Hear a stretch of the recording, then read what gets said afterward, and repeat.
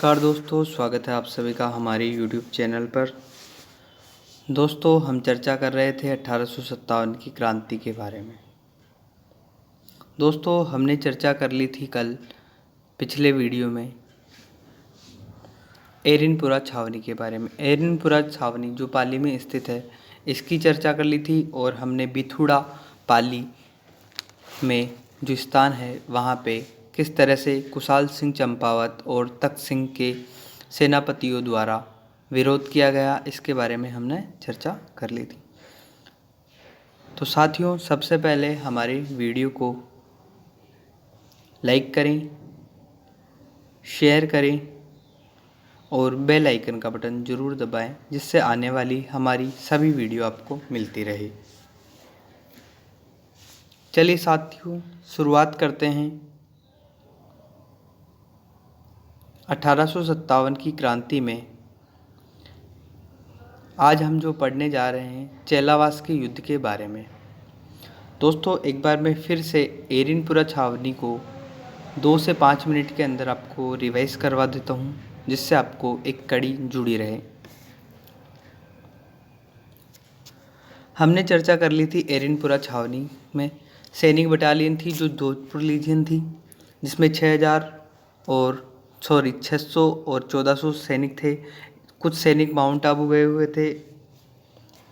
Mount Abu से वहाँ से विद्रोह की शुरुआत होती है और यहाँ पे 21 अगस्त 1857 में क्रांति होती है।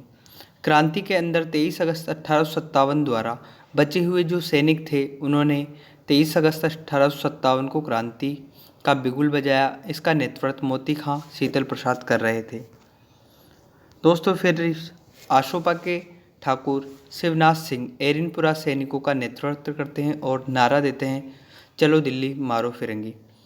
यहीं पर शिवनाथ सिंह और एरिनपुरा के सैनिक थे जो यहाँ से दिल्ली की तरफ कूच करते हैं और दिल्ली में एक स्थान पड़ता है, उससे पहले हरियाणा में नारनौल में अंग्रेजी सेनाओं से पराजित हो जाते हैं।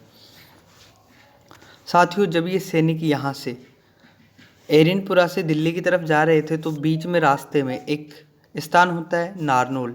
नारनौल जो पड़ता है हरियाणा में।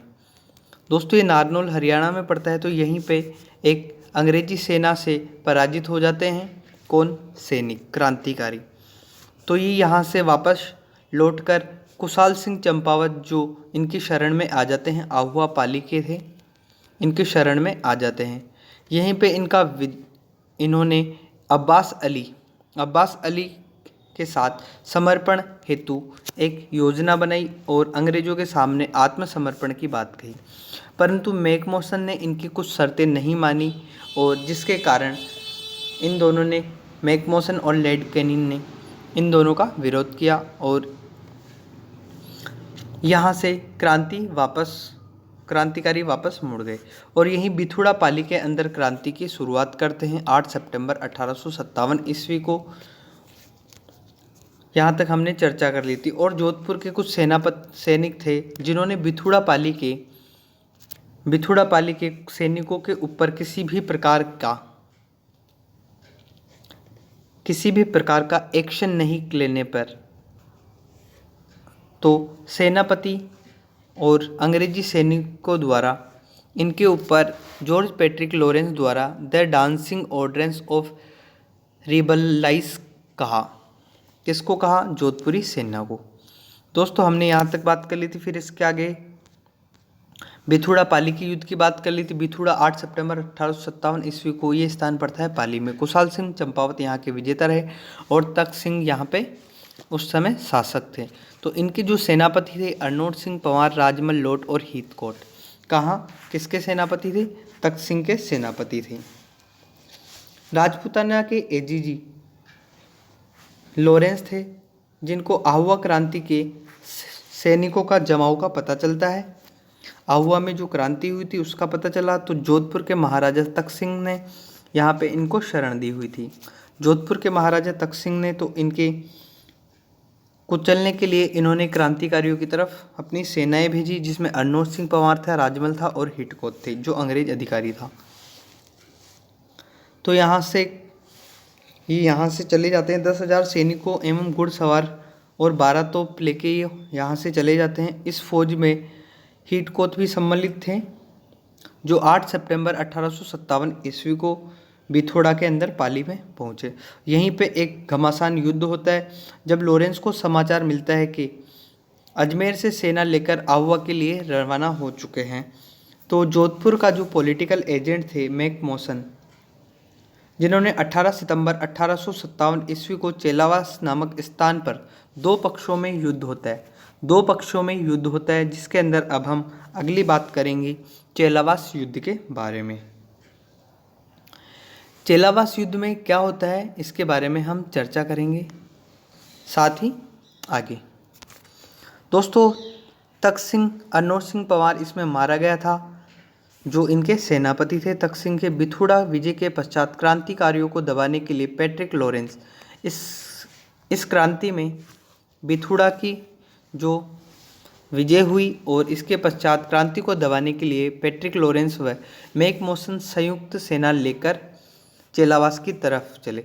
मतलब यहाँ पे दमन हो गया था, किसका? क्रांतिकारियों का दमन हो गया था। अब इसके बाद में आगे बात करते हैं चेलावास युद्ध के बारे में।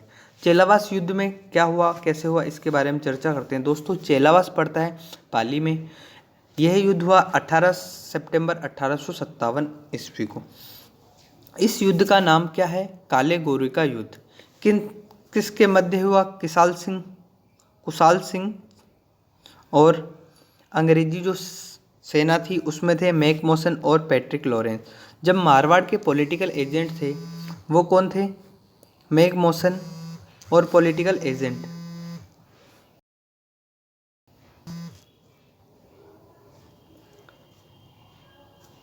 यहाँ के सैनिक, ठीक है, यहाँ के पॉलिटिकल एजेंट थे। दोस्तों, आगे बात करते हैं। मारवाड़ का जो पॉलिटिकल एजेंट था वो कौन था? मैक मॉसन था, जो मारा गया।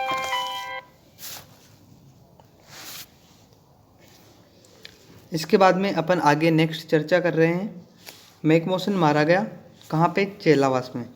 तो इसके अंदर क्रांतिकारी फिर वजी हुए और क्रांतिकारियों ने सिर धड़ से अलग करके यहाँ से इसको चेलावास युद्ध में मैक मॉसन का मारा गया सिर धड़ से अलग किया और चारों तरफ इसे घुमाया गया चेलावास आहुआ पाली के अंदर और आहुआ किले पर ले जाके इसे लटका दिया गया। फिर चेलावास विजय की उपलक्ष्य में आहुआ पाली में विजय स्तंभ का निर्माण किया गया।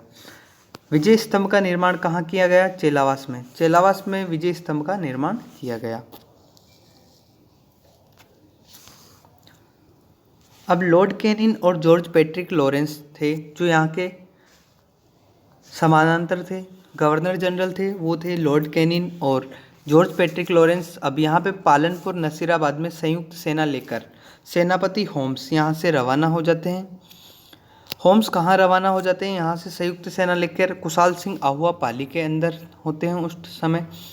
तो ये जब दुर्ग पे अधिकार करने के लिए जाते हैं तो दुर्ग में उस समय कुशाल सिंह चंपावत रहते हैं। तो कुशाल सिंह चंपावत यहाँ से दुर्ग से का कार्यभार अपने भाई पृथ्वी सिंह को देकर चले जाते हैं। कहाँ चले जाते हैं? कोठियारा रावत की शरण में चले जाते हैं। 20 जून 1858 ईस्वी को कुशाल सिंह चंपावत पर अंग्रेजी सेनाओं द्वारा आक्रमण किया गया। जब दुर्ग के अंदर पृथ्वी सिंह थे और कुशाल सिंह चंपावत कोठारिया गांव में चले गए थे, तो यहाँ पे 24 जनवरी 1858 ईस्वी को, दोस्तों 24 जनवरी 1858 ईस्वी को अंग्रेजी सेना का अधिकार हो गया। दुर्ग पर अंग्रेजी सेना का अधिकार हो गया और मारवाड़ के बढ़ते विद्रोह का दमन करने का आदेश किसने दिया? जॉर्ज पैट्रिक लॉरेंस ने।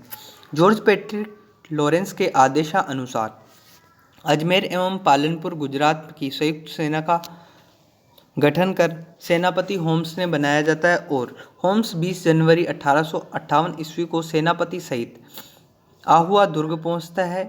यहीं 23 जनवरी को कुशाल सिंह चंपावत आहुआ का कार्यभार अपने भाई पृथ्वी सिंह को सौंपकर कोठारिया रावत जोत सिंह की शरण में पहुंच जाते हैं। 24 जनवरी 1858 ईस्वी को होम्स ने क्रांतिकारियों का दमन कर आहुआ दुर्ग पर अधिकार कर लिया। दोस्तों यहाँ तक हो चुका है अपना चेलावास युद्ध समाप्त। अब इसके बाद आप सभी पूछेंगे कि ये माता कहाँ से आ गई, सुगाली माता। दोस्तों ये था चेलावास युद्ध। इसके बाद जो सुगाली माता है वो कुशाल सिंह चंपावत की कुल देवी थी, इस वजह से इसके बारे में कुछ तथ्य हैं जिनकी हम जानकारी लेते हैं। ठीक है दोस्तों, चलो इसके बारे में कुछ चर्चा करते हैं। सुगाली माता को 10 मुख 54 हाथ वाली माता कहते हैं। इनका स्वरूप काली माता होता है। ठीक, और इसके आगे कुशाल सिंह चंपावत की जो कुल देवी थी कौन थी, सुगाली माता। 1857 की क्रांति की आराध्य देवी, और देवी किसे कहा जाता है, सुगाली माता को। इनकी मूर्ति पाली के संग्रहालय में स्थित है। यह मूर्ति पुष्कर में ले जाकर फिर पाली लाए तथा 2018 में आहुआ पाली में वापस स्थापित कर दी गई। इसके अंदर सुगाली माता आहुआ पाली में से मुक्त मूर्ति को उठाकर होम्स पुष्कर ले गए थे तथा बाद में राजकीय संग्रहालय पाली में रखा गया। और इसमें वर्ष 2018 विधानसभा चुनाव के समय इस मूर्ति को पुनः वसुंधरा राज्य ने आहुआ पाली में स्थापित करवाया गया। यहीं से कोठारिया गांव और कुशाल सिंह चंपावत शरण में रहते हैं। 8 अगस्त 1860 ईस्वी को नीमच में मेजर टेलर आयोग आता है। कुशाल सिंह चंपावत के विरुद्ध में मेजर टेलर आयोग आता है जो अंग्रेजियों का होता है, और इसके अंदर मेजर टेलर आयोग को इसकी जांच सौंपी गई। इस जांच रिपोर्ट में क्या कहा उसके बारे में हम चर्चा करते हैं दोस्तों।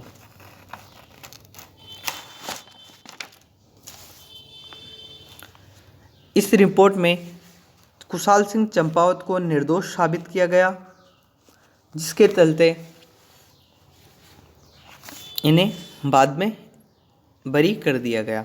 दोस्तों अब इसके अंदर बात करते हैं, आगे की चर्चा करते हैं।